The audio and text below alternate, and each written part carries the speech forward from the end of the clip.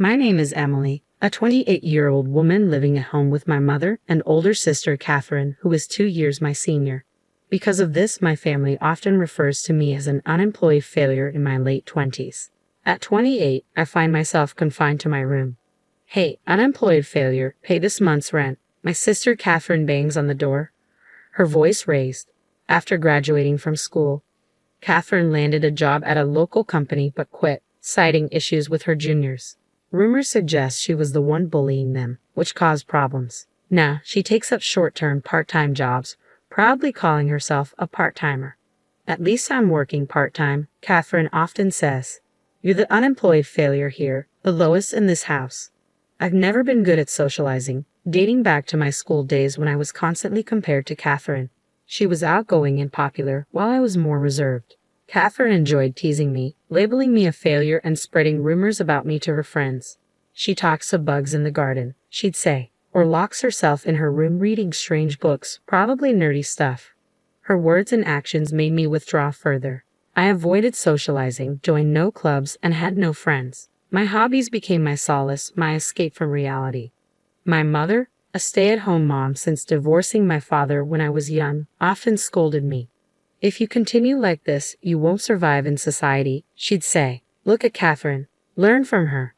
But emulating Catherine was impossible. After the divorce, both my mother and sister directed their negative emotions toward me, blaming me for resembling my father.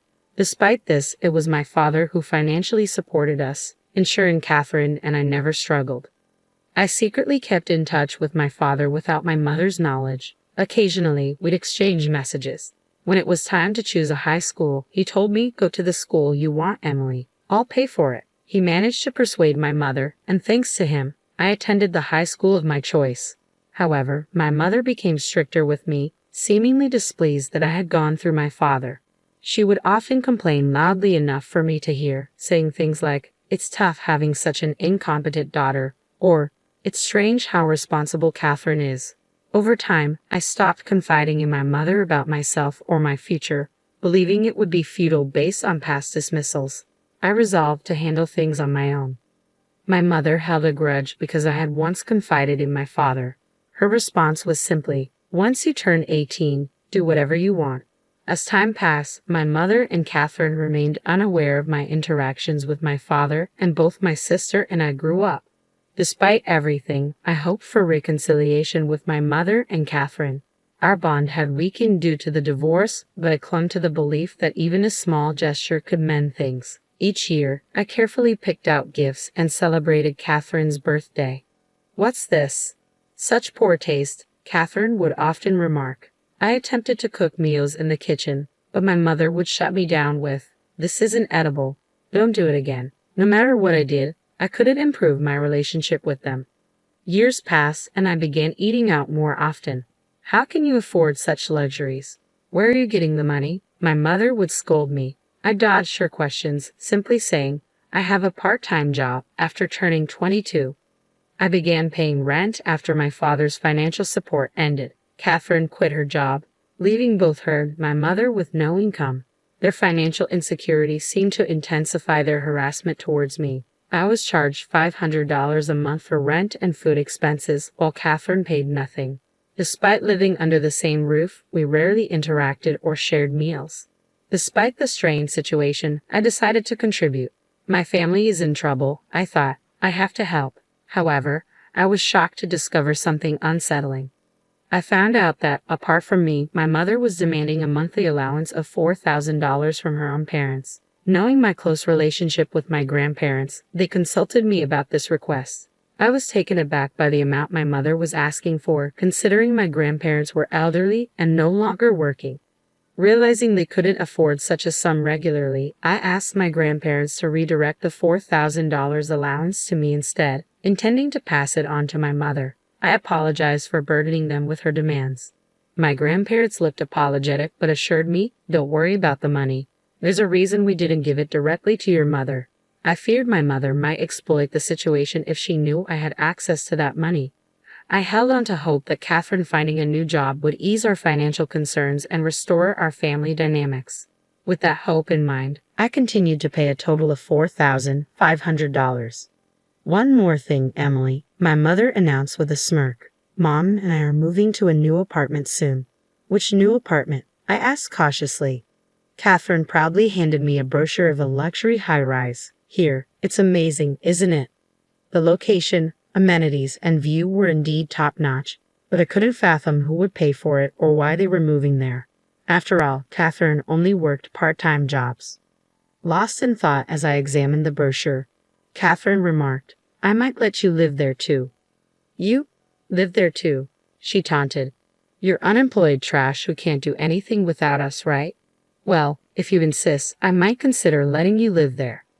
What will happen to this house? I asked. We'll start the selling process and put it on the market within a month, Catherine replied, dismissing my concerns. Ignoring Catherine's remarks, I had been feeling our current house was cramped. While evaluating whether the condo was worth its price, I decided to consult a friend knowledgeable about real estate investment. He's a friend from my student days. I explained to my mother and Catherine later. His comment was, I think it's a decent property, and that convinced me. My mother and Catherine exchanged glances, clearly thrilled. It seemed they had always intended for me to foot the bill. Well then, we need to start the paperwork immediately, my mother said cheerfully. You, the shut-in, can use this as practice to get out and handle it, Catherine added with a smirk directed at me. Despite their remarks, I had already planned to go ahead with the purchase, so I didn't argue. I immediately contacted the real estate agency, went to their office, and proceeded with the purchase, not just the rent. When I returned home and informed them that I had completed the procedures, both my mother and Catherine cheered loudly. Ignoring their noise, I quickly retreated to my room. A few days before the scheduled moving day, I found a note on the boxes containing my belongings saying, No need to transport. What's this about? I asked my mother and Catherine. They were casually sipping tea, already done with their preparations. Catherine feigned ignorance. It's your stuff, right? Oh, aren't we moving tomorrow? I questioned. Only Mom and I are moving to the condo. We've decided to sell this house. You need to leave ASAP. We're leaving you behind because you're bad luck. You can't be unemployed forever. Stand on your own 2 feet, my mother added, making cutting remarks. I see, I simply replied and returned to my room. On moving day, my mother and Catherine's belongings were swiftly packed and taken out. They were excitedly bragging to the movers, We're moving to a condo with an amazing night view.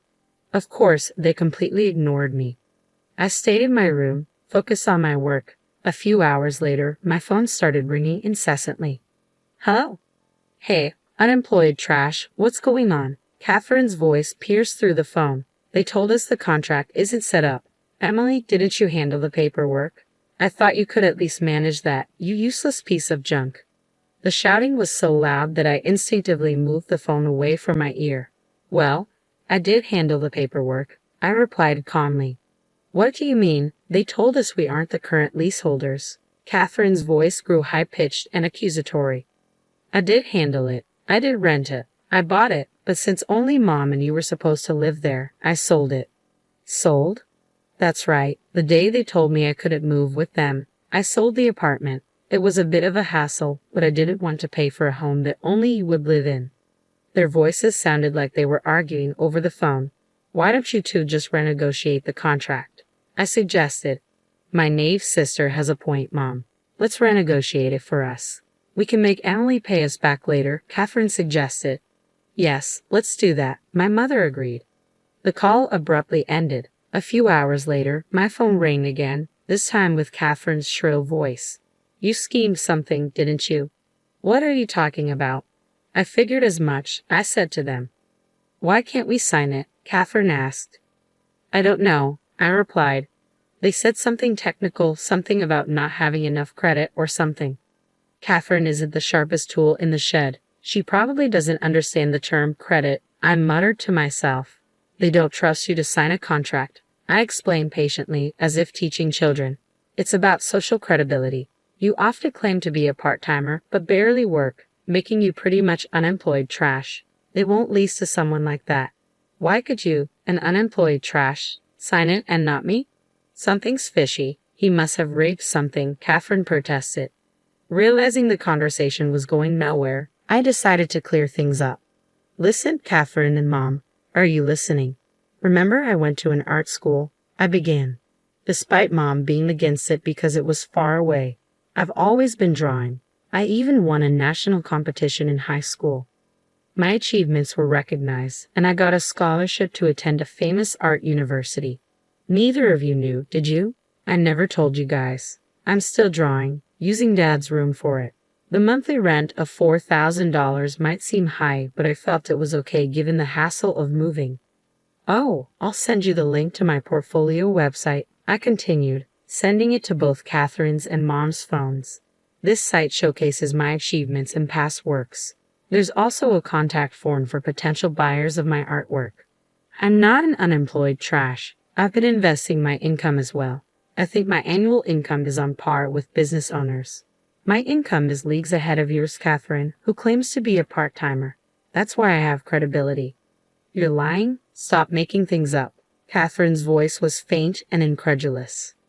I could faintly hear my mother's voice. I've never been particularly good at interacting with people, but I've always had a keen interest in art and paintings.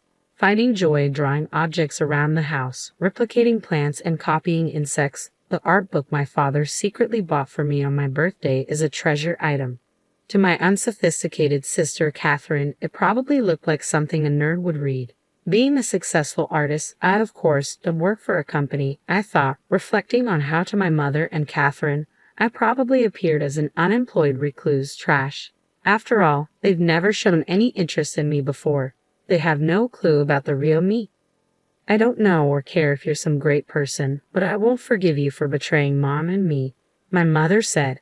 I was even impressed that they could pick a fight at this moment. You're selling the house within this month, right? What? Selling it. That's what you and Catherine decided, right? To kick me out.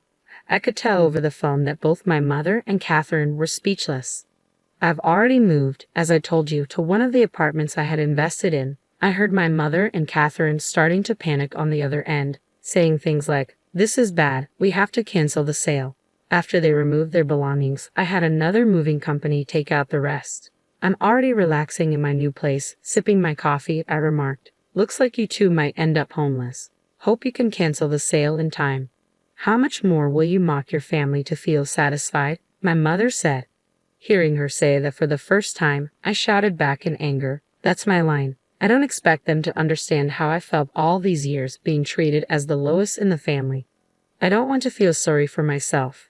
There are so many things I couldn't do because of Catherine, many things I resented her for, but I believe the path I chose was right. Through art, I've made many friends and acquaintances. And then, I'm engaged. I'll be living in my new home with my fiancé, so there's no room for you. Please enjoy living without the newest nuances," I declared and hung up. "Are you okay?" my husband cautiously asked from behind. He seemed surprised because I rarely raised my voice. "Yeah, I'm fine. They're like parasites, so they'll figure things out even without me," I replied. I've given up on my jobless sister in her 30s and my mother in her 40s who's the same. They somehow managed to cancel the sale of the house and moved back in. I lost all reasons and the willingness to pay them rent or the $4,000, so I stopped all financial support. It seems my penniless mother turned to my grandparents again. "Emily did something terrible. She's the worst. It's all because of her that we don't have money," she seemed to claim. She probably thought things would work out if she just acted spoiled, as always. However, my grandparents were furious when they heard the whole story from me. Shameless. The one who's truly awful is you, isn't it? How could you treat Emily like that all these years? Mocking her, demanding her money, treating her like a nuisance. Unbelievable. You deserve to be abandoned. My mother lost trust even from her own relatives. Catherine tried to get a job again, but it seems she's struggling. It had been years since she last worked. She occasionally called me, "Emily, I realized I was wrong too. Let's put that behind us. Can you introduce me to a job or maybe a man who could be my husband?" I was wrong too. What does she mean by I was wrong too? As expected, Catherine never changes. Asking for a job is one thing, but including a husband in the mix, she's clearly looking to leech off someone. "Sorry, I don't think I know of any jobs or men that would be a match for you," I replied, meaning she's too much to handle. "Oh well, let me know if you find any. Does Catherine think a prince will come to whisk her away?